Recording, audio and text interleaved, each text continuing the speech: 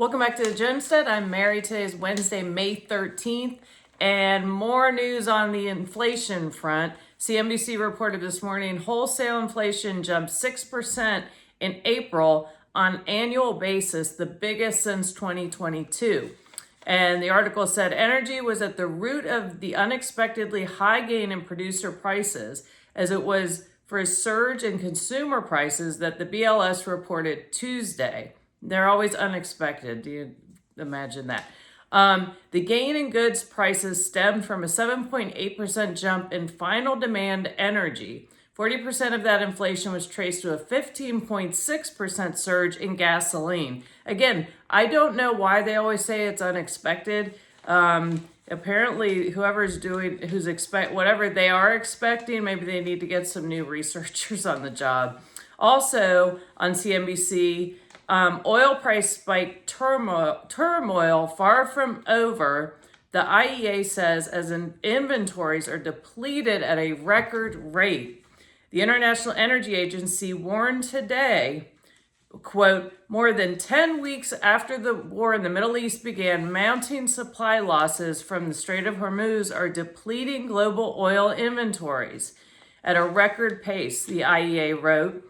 The report also flagged further demand destruction as a result of the war, forecasting a contraction of 420,000 barrels per day by the end of 2026, year on year to 104 million barrels per day. Do you understand the impact that this is going to have on the global economy? This is very serious and very concerning. Morgan Stanley forecasts the market will lose another billion barrels over the course of 2026 due to the time required to restart oil fields, repair refineries, and reposition the tanker fleet. And we're not even at that stage yet because everything is still up in the air and the strait is still closed. Strategists at Morgan Stanley said that this is the largest oil supply disruption in the history of the oil market. To say that it's the largest oil supply disruption in the history of the oil market is not an exaggeration or controversial. Also, oil production among OPEC members has fallen more than 30%. So maybe this isn't the perfect way to kind of bring it down so you can kind of get a sense of 30% is a huge percentage. Just imagine if 30% of all the gas stations in your area just shut down overnight. How would that impact your community and your state? Meanwhile, we have this. We're going to see the prices continue to increase. When I checked earlier today, the Brent crude cost per barrel was about $107. I think maybe it had dropped to 106. I could be wrong, but things change so quickly. It's hard to keep track of what's going on. Gold and silver seemed kind of similar to what they were doing yesterday, but that was about an hour or so that I checked. Again, that could have changed. But all of this is going to impact everybody and everything that you are buying.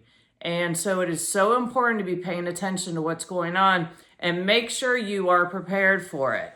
Not just physically making sure you're buying things, stocking up, but mentally and emotionally, you need to be prepared for the worst case scenario.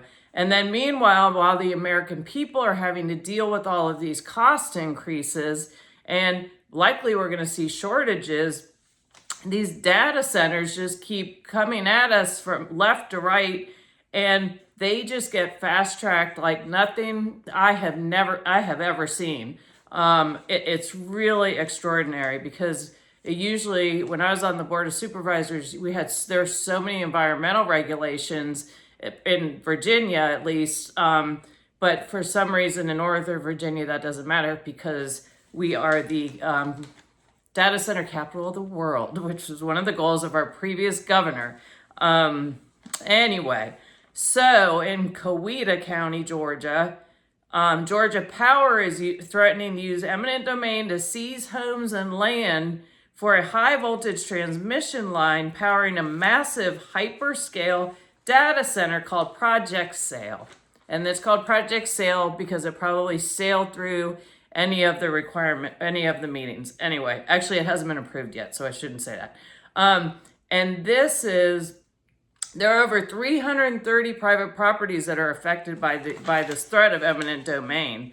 And Project Sale which is proposed, is an 829-acre hyperscale data center campus, and they call it a campus to make it seem special and non-intrusive would be my guess. And local residents are now suing the county, citing concerns over property rights, water use, and long-term impacts. And this land had been zoned previously with rural conservation, and by a 3-2 vote, the county commission voted to change it to industrial. It's also located near the Chattahoochee River corridor, designated most significant groundwater recharge area.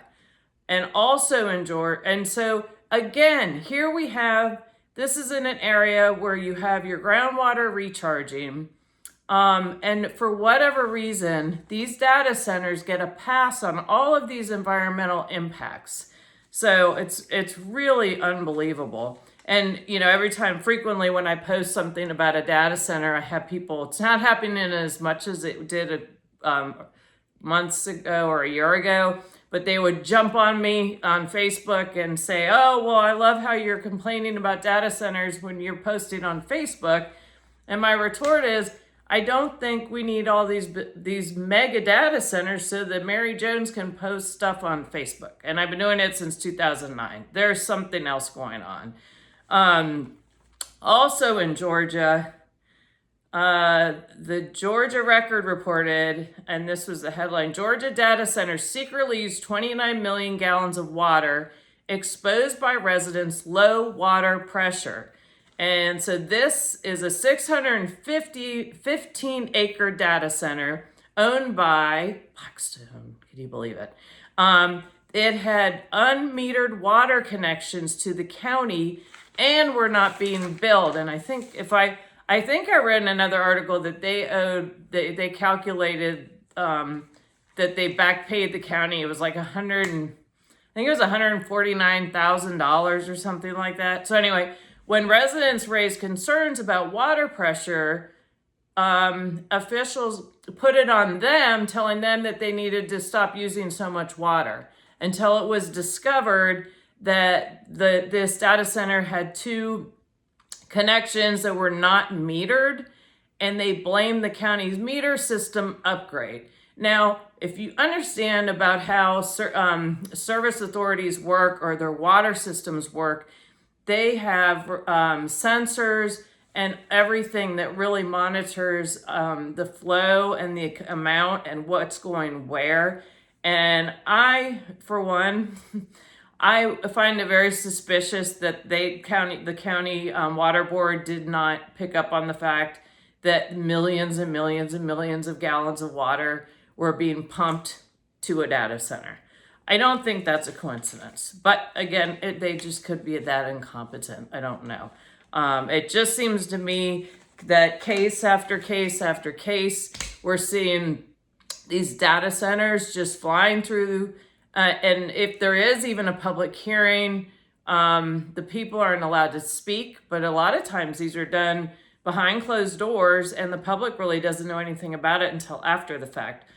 Also, there has been a misrepresentation of the environmental impacts, I believe, in the very beginning. And now people are really seeing how much water they use, the energy they use, and these energy costs are being passed on to the consumers. So anyway, hopefully we're starting to see more and more communities stand up against these and asking questions, because I find it very curious that so many people in these localities seem, even though their entire community is against it, they are just lockstep voting for these things and getting them, pushed through as fast as they can. So I think there's something else going on. I think there's something more to these data centers that we're not being told about. I don't know what it is. I have a couple theories about what I think it might be.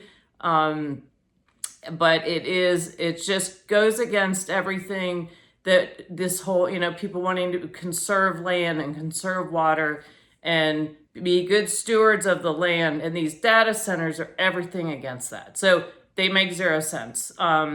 So we shall see. Eventually the truth comes out. Eventually. Whether or not anything's done about it, I don't know, but I know eventually the truth will come out. So again, be prepared, pay attention to what's going on. Make sure you're stocking up on water, on food, on supplies, the things that you need, toiletries, and also be prepared to physically and maintain your physical fitness to the point where you are in a good position to protect yourself. So anyway, thank you all for watching. Please like, subscribe, and share, and I look forward to talking to you again soon. Have a great day.